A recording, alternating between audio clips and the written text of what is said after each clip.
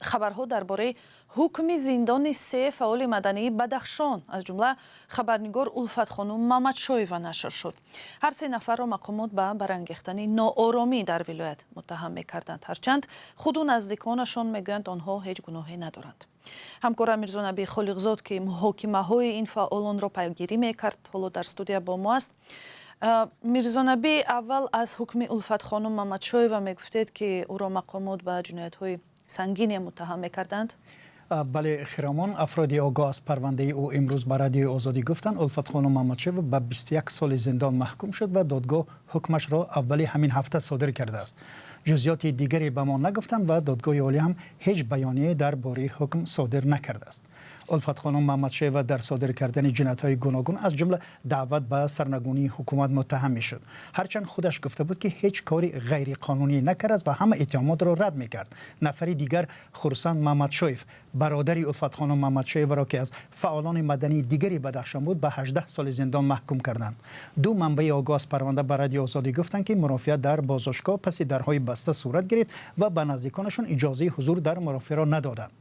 خورسند مامدشویف هم عضو کمیسیون 44 یک گروه عبارت از فعالان مدنی بود که ناآرامی‌های سال گذشته در بدخشان را تحقیق می‌کرد. او به تشکیل گردهمایی‌ها و تأسیس سازمان جنایی متهم می‌شد. ایده‌ای که نزدیکانش رد کردند با حکم دیگر. خوشروز جمعیف، یک بلاگر دیگری تاجیک، به 8 سال زندان محکوم شد. پیشتر از این خبرها وزارت امور خارجه آمریکا روز 8 دکبر با نشر یک بیانیه کوتاه گفت از گزارش‌ها درباره جزاهای سخت به خبرنگاران، بلاگرها، فعالان مدنی که از حقوق خودشون برای آزادی بیان استفاده بردن سخت نگران است.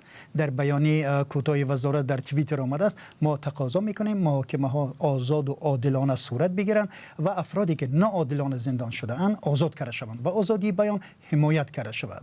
میرزا نبی، واقعا درباره حکم فراموز ارگاشف، یکی از فعالان دیگر مدنی بدخشان هم میگفتید که دادگاه او را به 30 سال زندان محکوم کرده است. جزئیات محاکمه او به دست آمد؟ طوری می‌دانیم خیرامان، همه این محاکمه پس درهای بسته صورت می‌گیرند و به سختی از آنجا اطلاع بیرون میاد. ولی آنگونه که منابع آگاه به ما گفتند، دادرس درخواست دادستان برای تعیین 30 سال زندان به فراموز را رد نکرده و چنین جزا مقرر کرده است. پرونده ارگاشف از اون جهت سر و صدای زیاد برانگیخت که وی میخواست در انتخابات ریاست جمهوری اخیر شرکت کند و رقیب امام علی رحمان شود. فراموز ارگاشف حقوقدان و داوطلب ثبت نام نشده کرسی پرزیدنتی در انتخابات سال 2020 یعنی در دادگاه عالی تاجیکستان محاکمه میشد. درباره صدور حکم دادگاه، گلچهره اکیمبکووا، همسر فراموز ارگاشف، روز 9 دکبر در صفحه‌اش در اینستاگرام خبر داد، هرچند او نگفته است که حکم کی صادر شد، ولی نوشته است ظاهراً 30 سال آینده و یا تا آخر عمر با سوالهای چرا و برای کدام کار زندگی خواهد کرد. فراموز ارگاشف را دادستانی به جنایت‌های سنگین از جمله تشکیل اتحاد جنایی متهم می‌کرد و روز 1 دکبر از دادرس خواسته بود او را به 30 سال زندان محکوم کند.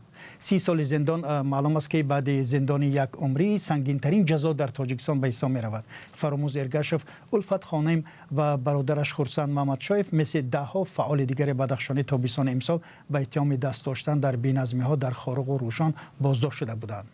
تشکر میرزا نبی خالقزاد، خبر صادر شدن حکم‌های فعالان بدخشی را شرح داد.